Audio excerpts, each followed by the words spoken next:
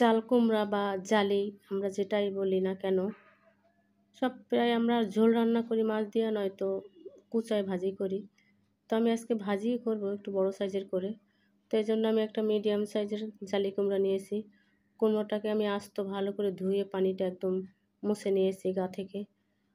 তো এবার আমি ছোলাগুলোকে আমি এভাবে ছিলে নেব। চাইলে আপনারা কাজটা বটি দিয়েও করতে পারেন। তোমার ছেলা হয়ে গেছে।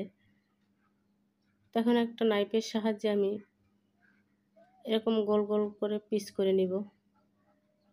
পিসটা আপনারা দেখেই বুঝতে পারতেছেন, এর মানে এটার পুরুত্বটা দেখেই বুঝতে পারতেছেন। এই যে দেখেন, এরকম করে আমি সবগুলো কেটে নেব। তো আমার সবগুলো কাটা হয়ে গেছে। আমি একটা বোলে নিয়ে নিলাম, দিয়ে দিলাম স্বাদ মতো লবণ, দিয়ে দিব হলুদ গুঁড়ো। তো এভাবে ভাজি ভালো লাগে। দিয়ে দেব কিছুটা লাল মরিচের গুঁড়ো। সবগুলো দিয়ে আমি প্রত্যেকটা পিসের গায়ে আমি ভালো করে মেখে নিব, কোনোটাও যাতে বাদ না যায়। সবগুলো পিস আমি ভালো করে মেখে নিব।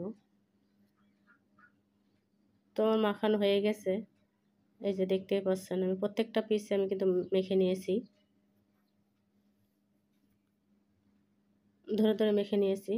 তো 5 মিনিটের জন্য আমি ঢেকে রেস্টে রেখে দিব। তাহলে হবে কি, মশলাটা একটু মানে মরিচ নুনটা একটু ভালো করে ঢুকবে। তো 5 মিনিট আমার হয়ে গেছে। চুলায় একটা প্যান বসিয়ে দিয়েছি আমি। প্যানটা গরম হয়ে গেছে, দিয়ে দেব সরিষার তেল। তেলটা দিয়ে আমি প্যানটার হাতলটা ধরে আমি সব জায়গায় তেলটা একটু ছড়াই দিব। তো আমি একটু দেখতেছিলাম যে গরম হয়েছে কিনা। তেলটা গরম হয়ে গেছে। তো আমি পিসগুলো যতটা ধরে আমি প্যানে দিয়ে দিব। আর এই কাজটা বা এই ভাজিটা একটু সময় নিয়ে করতে হবে। তো ভাজিটা বসিয়ে দিয়ে আমি অন্য কাজে চলে গেলাম। আসলাম ফিরে। তো এক পাশ হয়ে গেছে আমার। এই যে আমি সবগুলো উল্টে দিব। হয়ে গেছে আমার উল্টে দেয়া। এই যে দেখতেই পাচ্ছেন, একটু কড়া করেই ভেজে নিতে হবে, তাহলে খেতে ভালো লাগবে। তো আমার উল্টে পাল্টা ভাজা হয়ে গেছে। এবার আমি একটা পাত্রে তুলে নেব, অন্য একটা পাত্রে।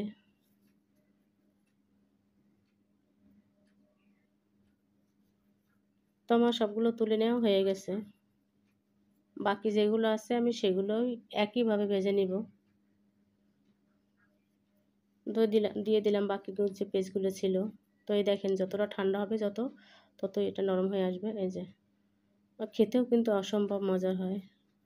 তো ভিডিওটা লম্বা করবো না, এ পর্যন্ত। আল্লাহ হাফেজ, ভালো থাকি।